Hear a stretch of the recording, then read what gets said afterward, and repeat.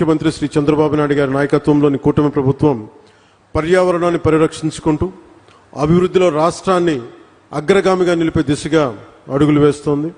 ఈ ప్రయత్నాల్లో భారతదేశం పెట్టుకున్న లక్ష్యంలో జీరో నెట్ ఎమిషన్కి భాగంగా ఈ ప్రయత్నాల్లో గ్రీన్ అమ్మోనియా ప్రాజెక్ట్ చాలా కీలకమైన అడుగు. రెన్యూవబుల్ ఎనర్జీ రంగాన్ని ప్రోత్సహిస్తూ ఈ రంగంలో ఆంధ్రప్రదేశ్నే దేశంలో మొదటి స్థానంలో నిలపాలన్నదే ఈ నారా చంద్రబాబు నాయుడు గారి నాయకత్వంలోని కూటమి ప్రభుత్వం లక్ష్యం. దానికి ఈరోజు ఏఎం గ్రీన్ ఎనర్జీ దీనికి ముందడుగు వేయటం చాలా చాలా ఆనందదాయకం. Andhra Pradesh integrated clean energy policy 2024 కింద ఆ దిశగా ప్రభుత్వం వేసిన బలమైన అడుగు Andhra Pradesh integrated clean energy policy 2024. దీనిని ఈ పాలసీ రాష్ట్రాన్ని భవిష్యత్ రెన్యూబుల్ ఎనర్జీ సామర్థ్య కేంద్రంగా, రెన్యూబుల్ ఎనర్జీ వనరుల ఉత్పత్తి హబ్గా షేప్ తీసుకోబోతా ఉంది.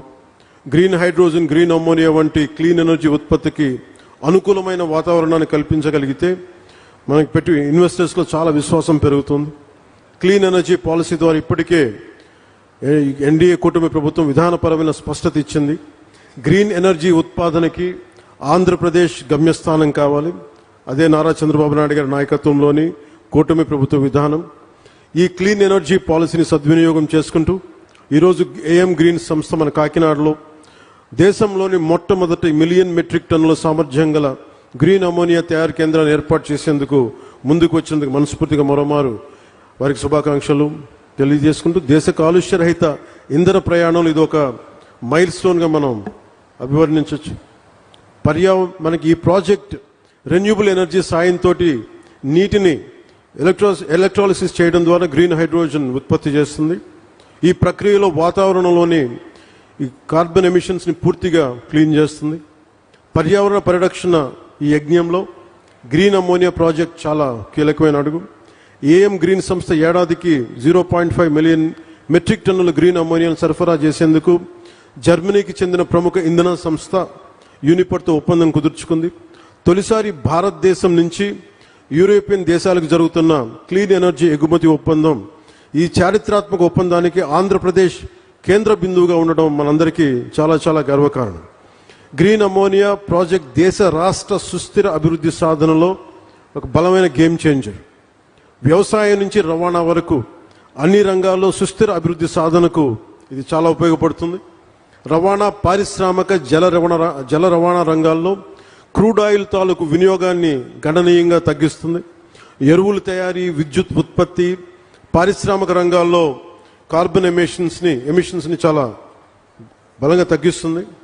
దీర్ఘకాలికంగా దీనికి వచ్చే ఉపయోగాలు క్రూడ్ ఆయిల్ ప్రమేయం లేకుండా ఎరువులు తయారు చేయటం, ఫార్మా, రసాయన, ప్లాస్టిక్ ఆధారిత పరిశ్రమల్లో ముడి పదార్థంగా గ్రీన్ అమ్మోనియా ఉపయోగపడుతుంది. దీంతో పాటు వాతావరణంలో కార్బన్ ఎమిషన్స్ని తగ్గించడం ద్వారా 1 సెంటీగ్రేడ్ మార్పు వచ్చినా కానీ చాలా బలమైన మార్పు తీసుకుంటుంది. ఉదాహరణకి ఎందుకు వీళ్ళందరూ మనందరికీ సగటు మనిషికి అర్థం కావడానికి చెప్తాను. మనకి పిఠాపురంలో చూశారు, సముద్రం ముందుకు వచ్చేస్తూ ఉంటుంది.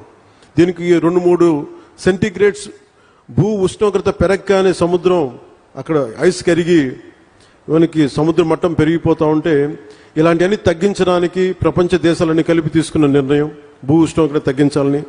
దానికి ఈ క్రూడ్ ఆయిల్ ప్రమేయం లేకుండా ఎలాంటి ఆల్టర్నేటివ్ ఎనర్జీస్ తయారు చేయాలి, గ్రీన్ ఎనర్జీ ఎలా తయారు చేయాలి, దాంట్లో భాగంగానే ఇవన్నీ స్టార్ట్ అవుతుంది. గ్రీన్ అమ్మోనియా ప్రాజెక్టు స్టార్ట్ అయింది ఇక్కడ.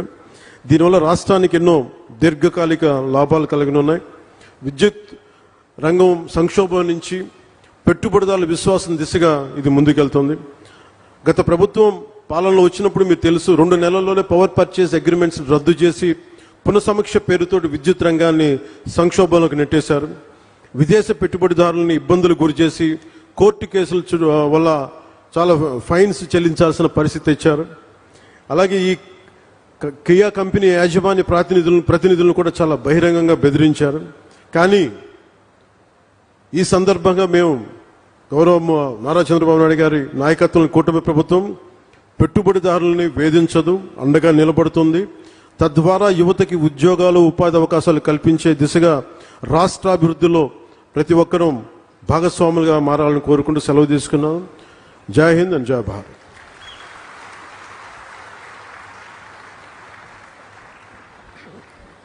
ఏఎం గ్రీన్ వారి ఆహ్వానాన్ని మన్నించి ఈనాటి కార్యక్రమానికి విచ్చేసినటువంటి మన ఆంధ్రప్రదేశ్ రాష్ట్ర గౌరవ ఉప ముఖ్యమంత్రి వర్యులు వారి యొక్క అమూల్యమైనటువంటి సందేశాన్ని అందించడం జరిగింది. అదేవిధంగా ఏఎం గ్రీన్ కు శుభాకాంక్షలు కూడా తెలియజేయడం జరిగింది. మరి ఈ సందర్భంగా మీ అందరి కరతాళ ధ్వనుల మధ్య వారికి మరొకసారి ప్రత్యేకమైనటువంటి ధన్యవాదాలు తెలియజేస్తున్నాం. Thank you sir, thank you very much. ఆదర్శవంతమైనటువంటి నాయకత్వంతో integrated clean energy policy 2024 కు శ్రీకారం చుట్టి డెడికేషన్, ఇన్నోవేషన్, స్మార్ట్ సొల్యూషన్ మరియు గ్లోబల్ స్టాండర్డ్స్ తో ఆంధ్రప్రదేశ్ రాష్ట్రాన్ని క్లీన్ మరియు గ్రీన్ ఎనర్జీలో మోడల్ రాష్ట్రంగా గ్రీన్ ఫ్యూచర్ కి ప్రేరణగా కృషి చేస్తున్నటువంటి మన ఆంధ్రప్రదేశ్